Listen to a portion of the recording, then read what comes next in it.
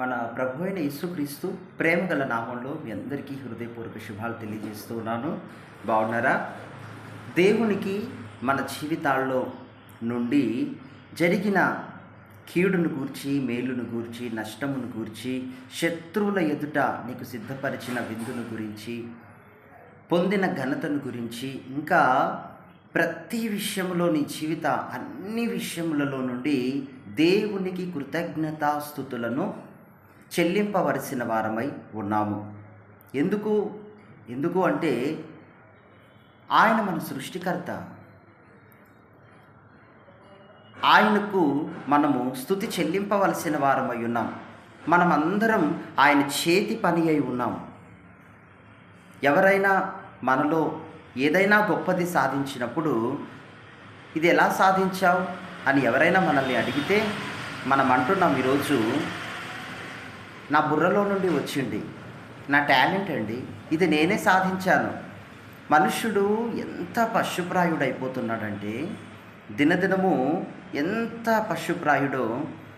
ఎలా సాధించావు దీన్ని అనంటే, ఫలానా వాళ్ళ ద్వారా అండి, ఫలానా వాళ్ళు లేకపోతే నా జీవితం ఇక లేదండి, ఫలానా వాళ్ళ ద్వారా, ఫలానా వాళ్ళండి క్రెడిట్ అంతా కూడా వారికేనండి అంటూ మనుషులను పొగడతా. అంటే కొన్ని సమయాల్లో ఆత్మీయులు, సమాజము, ప్రజలు ఎంత చచ్చిన అనుభవాల్లో వెళ్తున్నారో నిజంగా ఎంతో శోచనీయం. ఒకవైపు దేవుడు ఈరోజు నీతో సూటిగా అంటూ ఉన్నాడు, నాకు రావాల్సిన మహిమ ఏమాయను. దేవుని బిడ్డలుగా దేవుడు నిన్ను అడుగుతున్నాడు ఈరోజు, నాకు రావాల్సిన మహిమ ఏమాయను. ఈరోజు ఆత్మీయులలో ప్రధానంగా లోపిస్తూ ఉన్నటువంటి కార్యం ఇదే. దేవునికి కృతజ్ఞత చెల్లించే విషయంలో నీరసిల్లిపోతున్నారు, మౌనులైపోతున్నారు. ఎవరెవరినో ఎక్కడెక్కడో ఎవరెవరినో పొగడుతా మనుషులను భజన చేస్తూ దేవునికి ఇవ్వాల్సినటువంటి క్రెడిట్ని, ఘనతను, మహిమను చెల్లింపలేకపోతున్నారు. ఈ విషయంలో ఆత్మీయులతో సైతము లోపిస్తున్నారు. దేవుడు ఏదైనా అద్భుతం, మేలు, ఉపకారం చేసినప్పుడు అది వెంటనే ఊరకనే మర్చిపోతూ ఉన్నారు. మనుషుడంట ఒక గొప్ప పర్సన్ అన్నాడు, ఒక గ్రేట్ పర్సన్ అన్నాడు. మనుష్యుడంట తనకు జరిగిన కీడులు, మేలులు, అవమానాలు, నిందలు, నష్టాలు వీటన్నిటినీ అంట పాలరాతి మీద చెక్కేసుకుంటున్నాడట. మనిషికి జరిగిన, దేవుని వలన జరిగే మేలు, అద్భుతము, ఉపకారాలు వీటినేమో ఇసుక నేల మీద రాస్తున్నాడట. ఇసుక నేల మీద రాస్తే గాలి వచ్చినప్పుడు, నీరు వచ్చి దాన్ని చెరిపి వేసినప్పుడు అది చెరిగిపోతుంది. కానీ పాలరాయి మీద రాయాల్సింది ఏమిటి?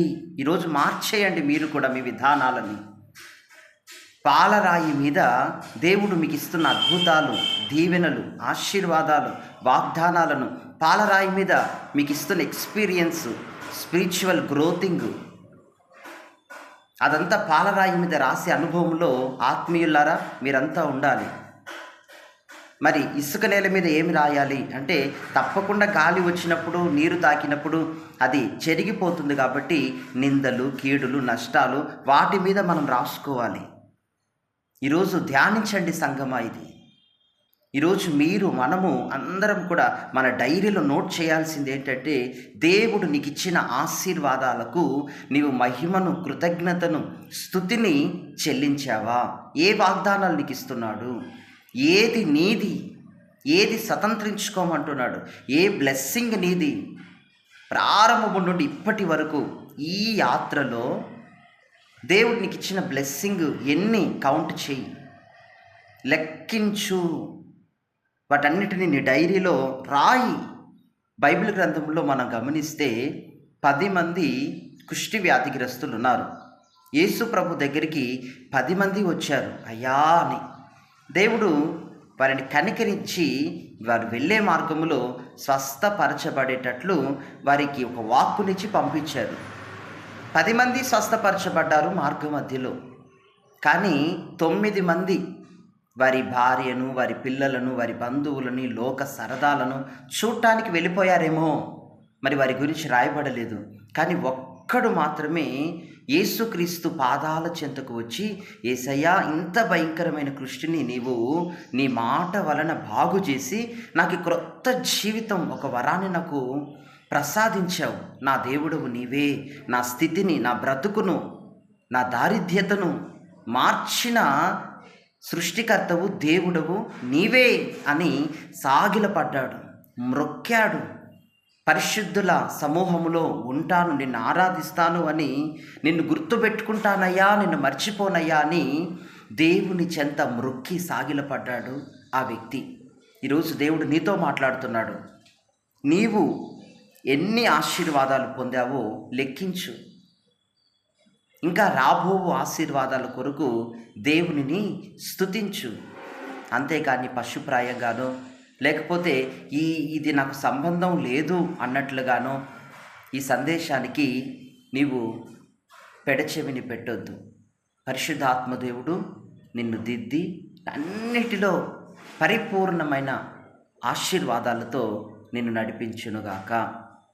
నీ పట్ల దేవుడు చూపిన ఆ కృపా కనికరములు, ఆ వాగ్దానాలు, ఆ ఆశీర్వాదాలన్నీ ఇకపై నువ్వు లెక్కించి తలచుకొని దేవుని పాదపీఠం యొద్ద నిత్యము స్తుతి యాగము చేసేదవుగాక. ఆమేన్.